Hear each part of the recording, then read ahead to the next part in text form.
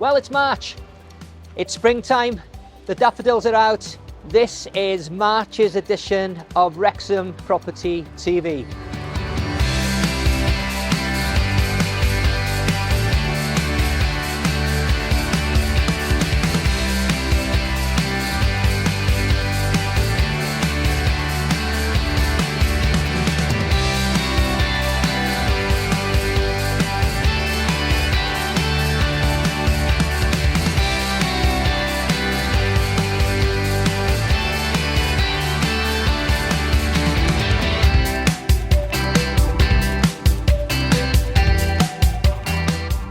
And coming up in this month's episode,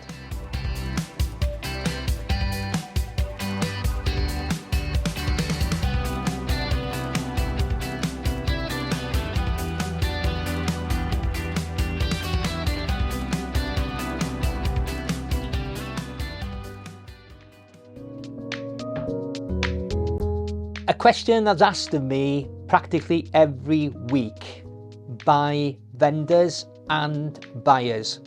Why do property transactions take so long? In a report by the Landmark Information Group, they come up with some startling statistics. And the top line statistic is, even though there's been a 30% drop in housing transactions in 2023, the sale process in terms of time taken to purchase a property increased from 144 days on average in the UK to 159 days in 2023. Why did this happen, and what improvements need to be made? In 2007, conveyancing inquiries took on average in the region of 27 or 28 days. And yet in 2023, with all the advancement in technology, it's taken 60 days. Another quite telling statistic is the time it's taken to get from instruction for the solicitors to exchange. In 2007, on average, it was 66 days, just over 2 months. In 2022, it was 119 days.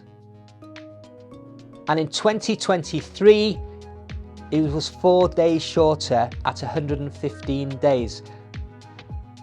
But that was with a 30% decrease in sale volume. It all brings a lot of questions to the table in terms of how, as an industry, can we make this whole process more efficient.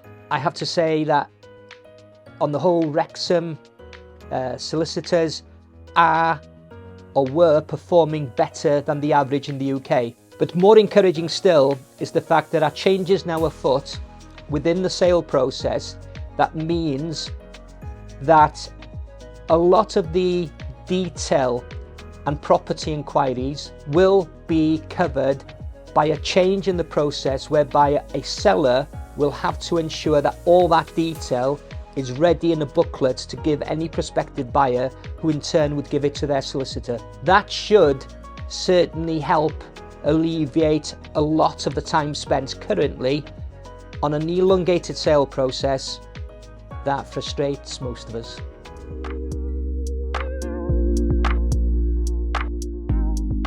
There wasn't really a great deal of hidden secrets, I would say, or that came out of the recent budget back in March. If we look at reduction in national insurance of 2%, and what does that actually mean to the individuals and working people out there? So effectively, if you were on a £30,000 a year salary in tax year 23-24, your take-home pay for the year would have been £24,424. With the new reduction in national insurance going into the new tax year, the take-home pay will be 25,120. So it means people will have about another £696 in their pocket if they're on a salary of around £30,000. However, one thing to bear in mind, and this has been highly documented across numerous publications out there, is what they would call the stealth tax. And what they're referring to in this instance is the freezing of the bandings. So the banding of 12,570 has been frozen for many years, and that is the amount of income you can earn before you pay any income tax. You will then pay 20% tax on the next £37,700 that you earn. Again, that has been frozen, and the Chancellor is expecting to freeze that continually until around 2028. However, at some point towards the end of this year, we're going to face a general election. So if there is a change in government, clearly that could change going into the next financial year. But at the moment, the plans are to freeze the bandings till around 2028. What this actually means, and if we look at the things that we talked about back in the earlier part of the year, was around wage inflation. So if we go back to June in 2023, wage inflation was going at around 8% a year. So what does that mean? It meant that the average earnings of people were going up by about 8% a year. Now, I know that might not apply to everybody, so don't shoot me down when I say that, of course. But this year, wage inflation is down, hovering at somewhere between 5 and 6%, but it's still rising quicker than inflation. The recent inflation figures that were out were inflation has dropped to 3.7%. Doesn't mean things are getting cheaper. It just means that they're not going up quite as quickly as they were this time last year. Another thing that changed during the recent budget was the reduction in capital gains tax, again, for higher earners. So at the moment, if you sell a property and it makes a gain, you will be paying 28% tax. But as of the new tax year, any gains would be reduced from 28% to 24%. Unfortunately, there's been no change to basic rate taxpayers, so they will still be liable to 18% on their gains. Lifetime allowance has now been abolished for pensions, so there is people before would have had an allowance of 1,073,100. There is no allowance now on pensions. You can have as much as you want in a pension. There is no lifetime allowance tax charge. But again, the Labour government have made a lot of noise that they would potentially look to reintroduce lifetime allowance if they took power at the next general election. So we'd have to wait and see on that one. I do believe that the government have held back on any major changes. They do want to see inflation come down. You know, Rishi Sunak committed to halving inflation by the end of the year. How much of that is down to him and his policies is open to interpretation. I think any major changes have been held back to maybe sweeten the deal going into the next general election, probably around the autumn statement. But again, I do believe that the deficit within the UK economy at the moment is at a point where people will still need to make sacrifices, and I think it's still going to be a tough period ahead from a taxation point of view.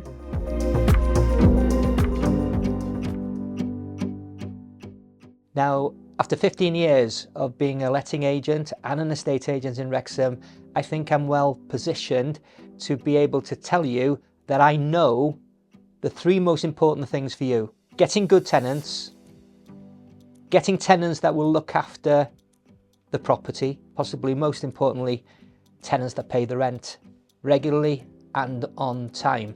Now, bearing in mind that I know those are three priorities, I wanted to let you know what we've done to ensure that those three individual priorities are always fully covered. What we do is we reference and credit check every single tenancy application using the most advanced, the most scrutinizing of all referencing processes, using AI technology to ensure that the tenants we choose for you are absolutely whistle clean in terms of their credit background.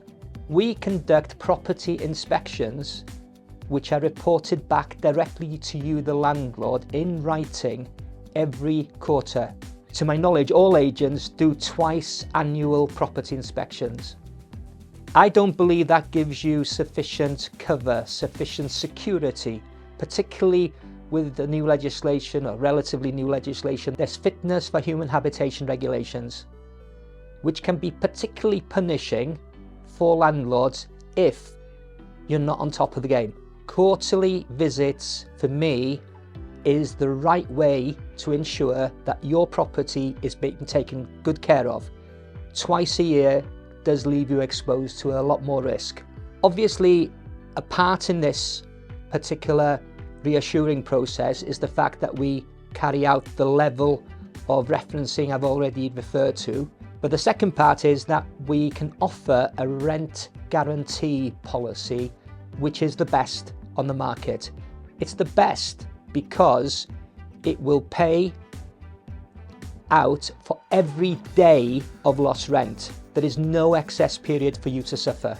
And also it will continue to pay the rent on your property until such time as we manage to evict the tenant, or up to 15 months, whatever is the sooner. Within that policy, we'll pay for any court costs, which are currently just over £350, as well as it will pay the cost of a legal advocate to go to court on your behalf to evict the problematic tenant.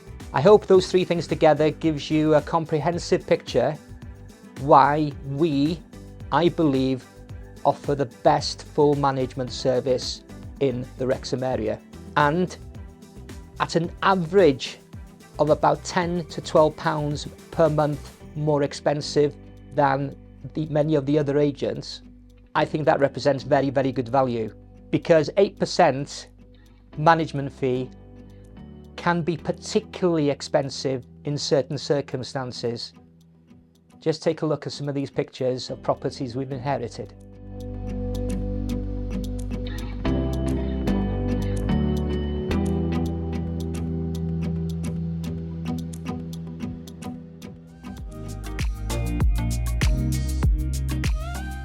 The property market is constantly transforming, influenced by both economic and technological factors. Traditional norms are giving way to trends like remote work, influencing a demand for homes in non-urban areas, while sustainability considerations are impacting preferences, with eco-friendly and energy-efficient features gaining prominence. So let's take a look at a few of the trends that may become prominent across the market over the coming months. The growing implementation of smart home technology is reshaping modern living, from automated security systems to voice-activated assistants. These innovations enhance convenience and energy efficiency, marking a significant shift towards more intelligent living. Step up your climate control with a smart thermostat to make adjusting the temperature of your home a breeze. Or why not integrate smart lighting in order to control the mood of your home and power off specific rooms from your phone? Prioritising sustainability involves choosing eco-friendly materials, energy-efficient appliances, and implementing designs that reduce environmental impact. This approach promotes resource conservation, minimises our carbon footprint, and creates homes that are both environmentally responsible and energy efficient. Opt for Energy Star rated products, solar water heaters, and LED lighting to decrease your home's overall energy demand and environmental impact. Water-saving fixtures such as low-flow toilets and aerated faucets can minimise water consumption, while implementing rainwater harvesting systems can also reduce reliance on municipal water sources, contributing to overall water conservation in your home. The rise of home working has continued to be a transformative global trend, accelerated by technological advancements and changing work cultures. Working from home offers the flexibility to create a personalised work environment and schedule, while employees can tailor their surroundings for optimal productivity and balance work with personal commitments more effectively. Home-based work can also eliminate the stress and time associated with commuting. This not only contributes to a better work-life balance, but also reduces environmental impact, promoting a more sustainable lifestyle. Well, that's the end of the March edition of Wrexham Property TV. Thank you very much for watching. And if you are a business or a local charity in the Wrexham area who would appreciate a platform to tell us your story and get that across to the wider community, by all means, get in touch and let us know.